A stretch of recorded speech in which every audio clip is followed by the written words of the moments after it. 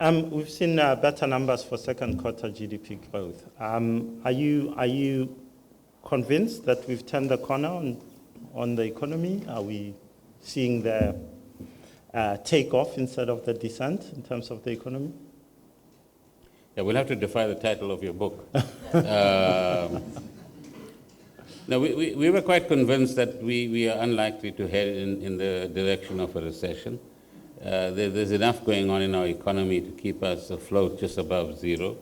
And the second quarter numbers gives us a lot more optimism that the next 2 quarters, they won't be 3.3%, but at least they will keep us afloat above zero, hopefully more towards 1%, but it depends on what we do as an economy. But we also are living on a continent that for the first time in years has a lower growth rate, 1.6%, than some of the advanced economies. The US, for example, is around 2% or so. Africa will grow above 3% next year, but this year is a bad year. And many of our manufactured exports were redirected from Europe to the continent as well. Secondly, at the global level, there's Brexit, there's geopolitical issues. Many of the big developing countries are in difficulty. China is undertaking quite a major transition from an export and investment path to a consumption path. And that means that they are absorbing less raw materials, agricultural products from the rest of the world, which has had a major impact both on South Africa and on others as well.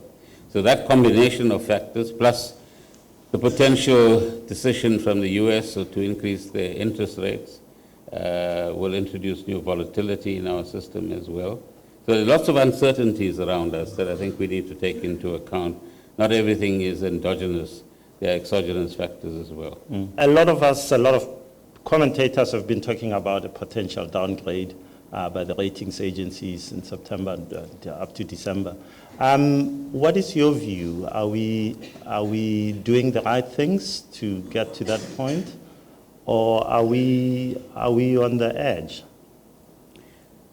Well, from January this year, late January, we, as you know, began a process with business and labor as government, and that did produce results for the first half of the year and for the first set of assessments made by ratings agencies. And all of them were, let's call it generous enough to say, let's give these guys a bit more time and defer any decision on the downgrade. The first of the ratings agencies visits us in 2 weeks' time.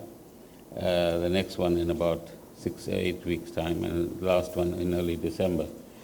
So we did generate a package of measures in the first 6 months.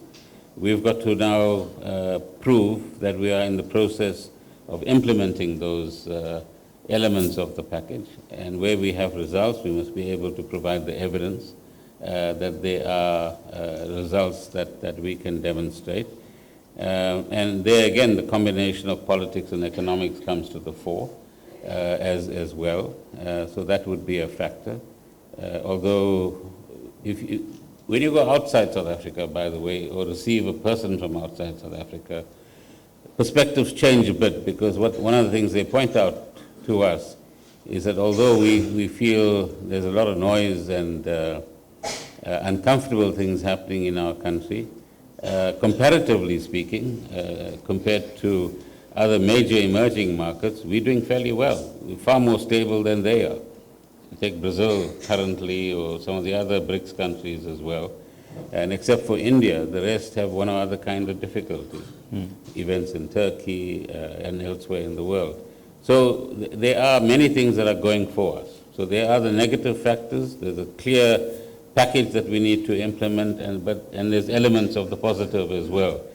So if we could just focus all of our minds on the positive and put our efforts in, create that trust and confidence which we've tried to build in the first 6 months, hopefully we can avoid a downgrade. Why isn't it happening? It's happening incrementally. I think what we want is a more substantial push that would ensure that all of us begin to believe that we can bring about change. And one of the things that requires is a new or a strengthened culture of collaboration, cooperation, and basic trust amongst the key players in South Africa. So we can have debates about all sorts of things, but when it comes to certain national interest questions, then contestation should be replaced by cooperation in the interest of the country moving forward. And if we can pass that test increasingly and in a reasonably substantial way, I believe we can make things happen. But if you continually want to prove how hopeless one side is and how excellent the other side is, which is very difficult, by the way. Excellence is a rare commodity sometimes, and other times it's there. So be humble enough to admit that we all have difficulties, and we all contribute to our difficulties, and be aspirational enough to say we can change it if we get the right spirit going.